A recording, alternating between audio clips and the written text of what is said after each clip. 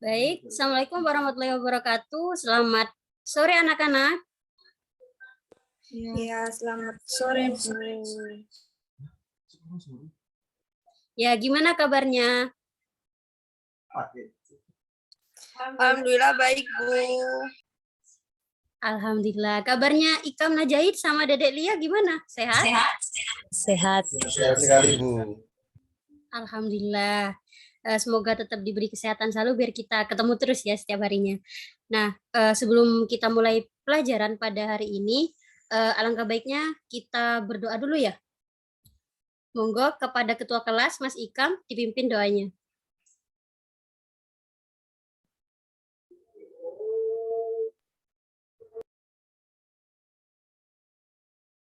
Oke, terima kasih, Bu. Sebelum kita mengawali untuk pembelajaran hari ini, sebaiknya kita akan berdoa dengan bersama-sama menurut keyakinan masing-masing. Berdoa dimulai.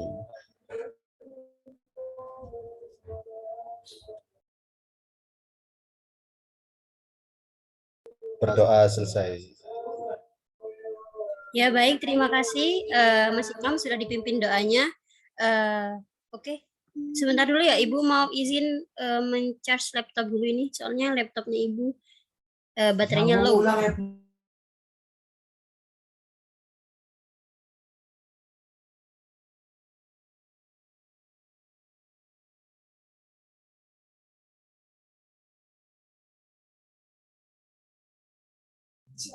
Baik, sebelum kita mulai, Ibu pengen ngabsen dulu ya anak-anak di sini. Ini sudah lengkap semua nggak untuk kelas 11? Lengkap, Ibu. Alhamdulillah kalau sudah lengkap. Nah, kita langsung aja ke materi kita pada hari ini, yaitu tentang regulasi kepegawaian. Sebentar Ibu, saya screen terlebih dahulu ya.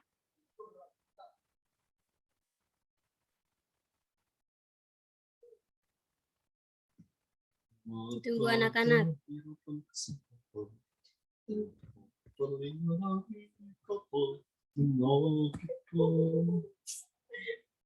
Baik, apakah sudah terlihat anak-anak untuk share screen-nya? Sudah. Alhamdulillah. Nah, di sini Ibu akan menjelaskan tentang regulasi kepegawaian. Apa sih itu regulasi kepegawaian?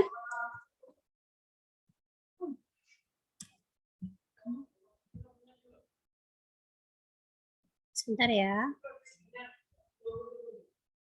Nah, secara umum regulasi adalah peraturan. Nah, menurut Kamus Besar Bahasa Indonesia, menurut KBBI, nah peraturan adalah aturan yang dibuat untuk mengatur petunjuk yang dipakai untuk menata sesuatu. Dengan adanya aturan dan ketentuan yang harus dijalankan dan dipatuhi, membuat suatu aturan tidak dapat dilakukan oleh sembarang orang. Nah, selanjutnya, serupa dengan hal tersebut, nah, maksud dari regulasi kepegawaian adalah peraturan yang dibuat untuk mengatur, mengendalikan, dan juga bertindak itu untuk pegawai. Nah, agar tujuannya yang diharapkan dapat tercapai bersifat mengikat baik bagi pegawai, pengusaha maupun pemerintah. Sebagai contoh nih ya, peraturan mengenai jam kerja harus ditetapkan. Jika tidak, pegawai akan datang dan pulang kerja seenaknya saja kan, kalau nggak ada peraturan. Nah, untuk selanjutnya, dengan adanya regulasi kepegawaian ini, yang jelas maka pegawai dapat menunaikan kewajibannya dengan maksimal karena pegawai tersebut mengetahui bahwa haknya akan terpenuhi. Oke, dari sini apakah ada yang ditanyakan anak-anak?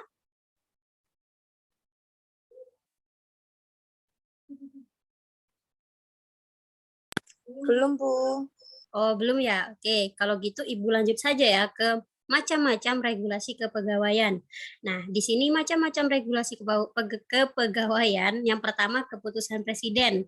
Yang kedua, peraturan pemerintah. Yang ketiga, peraturan menteri. Yang keempat, keputusan menteri. Selanjutnya yaitu peraturan badan kepegawaian dan regulasi kepegawaian lain. Nah, manfaat adanya regulasi kepegawaian yang pertama, menjaga hak dan kewajiban pegawai pastinya. Yang kedua itu menjamin kinerja pegawai. Yang ketiga, mengadakan kepastian hukum. Nah, dari materi yang sudah Ibu jelaskan, apakah dari anak-anak ada yang mau ditanyakan? Monggo, monggo, nggak apa-apa bertanya.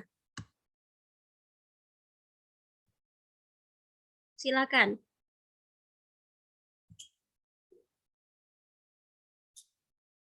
Monggo. Saya izin bertanya, Bu. Oh, monggo Mbak Dina, boleh. Mau tanya apa? Tadi kan Ibu sudah menjelaskan terkait regulasi pegawai. Nah, saya melihat tadi terdapat kalimat bahwa membuat suatu aturan tidak dapat dilakukan oleh sembarang orang. Nah, siapa aja sih Bu yang bisa membuat aturan tersebut? Terima kasih, Bu. Baik, terima kasih atas pertanyaannya Mbak Dina. Wah, pertanyaannya lumayan bagus ya. Nah, di sini Ibu jelaskan ya. Contohnya, kita ambil contoh kecilnya saja. Di dalam suatu keluarga, pastinya terdapat ayah sebagai kepala keluarga kan ya. Nah, yang bisa membuat suatu aturan di dalam keluarga adalah ayah selaku kepala keluarga. Karena yang berhak untuk membuat aturan itu adalah seseorang yang memiliki kasta tertinggi di dalam suatu lingkungan tersebut atau di dalam instansi, organisasi, dan lain sebagainya.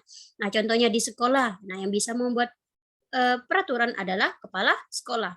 Nah, kalau di suatu negara yang bisa membuat peraturan adalah DPR, Dewan Perwakilan Rakyat, karena yang selaku yang memiliki kasta tertinggi. Nah, di dalam perusahaan pun sama, yang memiliki kasta tertinggi yaitu manajer. Jadi yang bisa membuat peraturan adalah manajer itu sendiri. Nah, apakah bisa dipahami Mbak Dina? Iya, Bu. Terima kasih. Sangat jelas sekali. Baik, terima kasih. Nah, selanjutnya mungkin ada yang mau ditanyakan lagi, Nak? Saya, Bu. Ya, silakan, Dede. Macam-macam regulasi itu terdapat keputusan presiden. Nah, maksudnya itu gimana ya, Bu? Wah, terima kasih atas jawabannya, sangat bagus sekali. Untuk keputusan presiden sendiri maksudnya yaitu keputusan presiden atau Kepres yang saat ini digunakan sebagai acuan bagi terlaksananya regulasi mengenai kepegawaian ada di nomor 99 tahun 2000, nomor 302 tentang tunjangan jabatan struktural.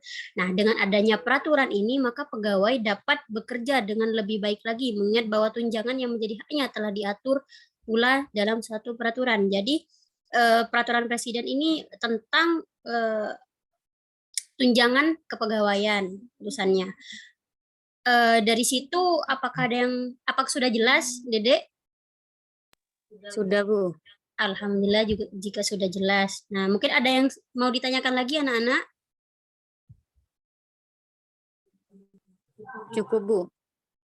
Cukup, Pak. Terima kasih. Baik, jika tidak ada yang mau ditanyakan lagi, teman-teman saya beri tugas untuk mengidentifikasi macam-macam regulasi kepegawaian yang ada dalam slide yang saya jelaskan. Nah, tadi kan belum saya jelaskan ya, tapi anak-anak tidak ada yang bertanya. Jadi saya berikan tugas saja untuk mengidentifikasi macam-macam regulasi kepegawaian yang ada di dalam slide yang sudah saya jelaskan dan dikumpulkan pada pertemuan selanjutnya. Apakah bisa dipahami anak-anak? Bisa, Bu. Alhamdulillah. Nah, mungkin sekian pembelajaran hari ini. Ibu mohon maaf jika terdapat salah kata selama penyampaian materi. Terima kasih untuk partisipasinya anak-anak. Semoga tetap semangat selalu seperti ini ya. Dan semoga nanti dilancarkan untuk mengerjakan tugasnya. Sampai jumpa. Mungkin di bagian akhir dipimpin doanya untuk ketua kelas. Mas Ikam. Sebelum kita menutup untuk pembelajaran hari ini, marilah kita bersama meninggalkan masing-masing untuk berlancar dari hasil belajar tadi. Berdoa dimulai. Berdoa selesai. Terima kasih. Baik, terima kasih Mas Ikam sudah memimpin doa pada hari ini. Nah, semoga ilmu yang didapat barokah dan bisa diingat sama teman-teman semua. Nah, kurang lebihnya mohon maaf. Wassalamualaikum warahmatullahi wabarakatuh. Waalaikumsalam warahmatullahi wabarakatuh.